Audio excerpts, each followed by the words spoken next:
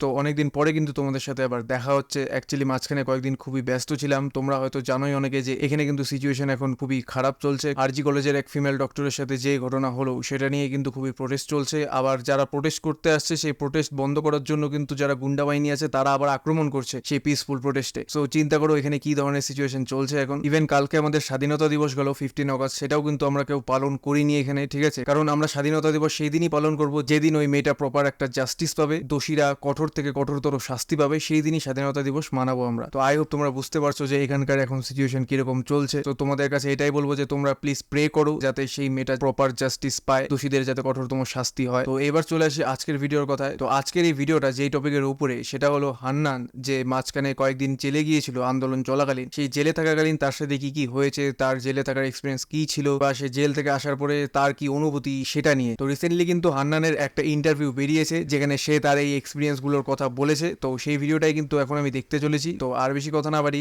অপেক্ষা কিসের, আর না করে দেরি, চলো এবার শুরু করি। আওয়াজুডা বাংলাদেশ, আওয়াজুডা বাংলাদেশ, রাস্তায় গুল্লি করলো কেডা, আওয়াজুডা বাংলাদেশ। দর্শক আমাদের সাথে আছেন এই মুহূর্তে র্যাপার হান্নান ভাই। আপনারা নিশ্চয়ই তার পরিচয় আমাকে আলাদা করে আর দিতে হবে না। এই আন্দোলনে যিনি একেবারে ভীষণ রকমের একটি প্রভাব ছিল, যার যে সময়টিতে অনেকেই সামনে এগিয়ে আসছিলেন না সাহস করে, সেই সময়টিতে কিন্তু তিনি এগিয়ে এসেছিলেন এবং তাকে বন্দি করা হয়েছিল, তাকে আটক করা হয়েছিল এবং তিনি অনেকটা নির্যাতনের শিকারও হয়েছিলেন। সেই গল্প আমরা তার কাছ থেকে জানবো। তবে সেই সময়টিতে তাকে মুক্তির দাবিতেই কিন্তু শিল্পী অঙ্গন নানা স্তরের মানুষ এগিয়ে এসেছিল। তো আমরা এই মুহূর্তে একেবারে তার কাছ থেকে জানবো যে আটক করেছিল আপনাকে, তারপর থেকে আসলে আপনার সেই আটকের সময়টা কেমন কেটেছিল এবং আজকে দ্বিতীয়বার স্বাধীন বাংলাদেশে দাঁড়িয়ে আপনার কেমন লাগছে। এটা মানে খুবই, যে যখন মানে একজন অ্যারেস্ট হয়েছে পরে আমার 36 ঘন্টা আমার ফ্যামিলি জানতে পারে না। তো ওই ব্যাপারগুলো ছিল, আরও নিজের কি হচ্ছিল, কি মামলা দিচ্ছে ওরা, মানে কেমনে কি নিবে এটা বুঝতে পারতেছিলাম না। তো যখন 1.5 দিন পরে জেলখানায় কারাগারে দিয়ে আসে, তো তখন তো বুঝতেছিলাম যে এখানে কিছুদিন থাকা লাগবে, দিনগুলো সামনে খুব কষ্টকর যাবে, দুঃখজনক গেছে, খুব খারাপ গেছে কিছুদিন প্রথম। পরে যেদিন মানে মুক্ত হওয়ার ঘোষণা দিছে, ওই দিন যেদিন বের হয়েছি তখন মনে করেন মনে একটা সাহস নিয়ে বেরিয়েছি, আরেকটা বল নিয়ে বেরিয়েছি। পরে জিনিসটা নিয়ে দেখলাম যে দেখলাম যে জিনিসটা অন্যরকম হয়ে রয়েছে বাইরে। তখন আমি তো ভিতরে কোনো খবর পাচ্ছিলাম না। আমি যখন বন্দি ছিলাম 13 দিন আমি কোনো খবরই পাইনি। তো আমি বের হওয়ার পরে আমার ভাইয়া ছিল, আমার যারা বের করছেন, যারা দৌড়াদৌড়ি করছেন, তো ওনারা যখন একটা জিনিস বলতেছিল তখন জিনিসগুলো আস্তে আস্তে ক্লিয়ার হচ্ছে আর কি আমার কাছে। এই 13 দিন যে আপনি বন্দী ছিলেন, আপনার সাথে কি একজন সাধারণ কয়েদিদের সাথে যেমন আচরণ করা হয় বা হাজতে যারা থাকে তেমনই ছিল, নাকি আপনার উপর একটু অন্য রকমের টর্চার করা হয়েছিল বা আপনাকে জিজ্ঞাসাবাদ করা হয়েছিল কিনা? আমার সাথে একটু বেশি হয়েছে। যেমন সাধারণ কয়েদিরা ওয়ার্ডে থাকে বিভিন্ন, আপনি কারাগারের ব্যাপারটা জানলে মানে তখন বুঝতে পারবেন। তারা ওয়ার্ডে থাকতো, আমাকে ফার্স্টে টাওয়ারে রাখা হয়েছে যেখানে 24 ঘন্টা লক আপ, মানে কোনো বেরোয়ার সিস্টেম নেই, আর বাকিরা ঘুরতে ফিরতে পারতো 7টা 5টা পর্যন্ত। তো আমাকে তখন সেলে রাখা হয়েছিল, টাওয়ারের থেকেও পরে নামায় পরে সেলে দেওয়া হয়েছে ছোট্ট একটা রুমের মধ্যে, মানে ওখানে 2জন ছিল আমার সাথে আরও। তো ওইখানে দেওয়া হয়েছিল, আমি বের হইতে পারতাম না, কোনো খবর আসতো না, জাস্ট আমি খাইতে পারতাম 3 বেলা এই। তো আপনি যে ব্রো সবাই যেমন ভিতরে আর কি বেরোতে পারতো বললো, যেরকম এই টাইম টু এই টাইম, হান্নান সেটাও পারতো না ব্রো। তাহলে জাস্ট ভাবো একবার যে ওকে কিভাবে রাখা হয়েছিল। Damn bro. সময়টিতে বন্দী ছিলেন, ওই সময়টিতে শিল্পী সমাজ গেট আপ স্ট্যান্ডস আপ নামে এক ধরনের সমাবেশ বা সম্মেলনের আয়োজন করেছিলেন। এছাড়া নানা স্তরের মানুষ আপনার মুক্তির দাবি তুলেছিলেন। এই বিষয়টি আসলে একজন শিল্পী সমাজের প্রতিনিধি হিসেবে আপনার কেমন লাগছে?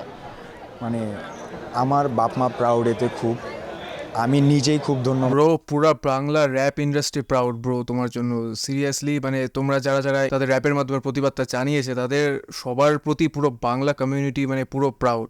সিরিয়াসলি পুরো বাংলা র্যাপ ইন্ডাস্ট্রি প্রাউড তোমাদের জন্য। Hats off bro, huge respect. মানে যে মানে মানুষ আমার জন্য এতটুকু করছে, মানে আমি যখন জানতে পারছি তখন মানে আমারই চোখ ভরে আসতেছিল যে মানুষগুলো এমনি নাইমা রাস্তায় প্রোটেস্ট করছে, ঠিক আছে, দেয়ালে গ্রাফিটি করছে, অনেকে রাস্তায় নাইমা করছে, ব্যানার নিয়ে আসছে, অনেকে মিছিল করছে, অনেক আর্টিস্ট ভাইরা আছে তারা অনেক দিক দিয়ে হেল্প করছে, লয়ারের দিক দিয়ে, সবাই প্রোটেস্ট করেছে, রেগুলার এইসব নোটিশের দিক দিয়ে।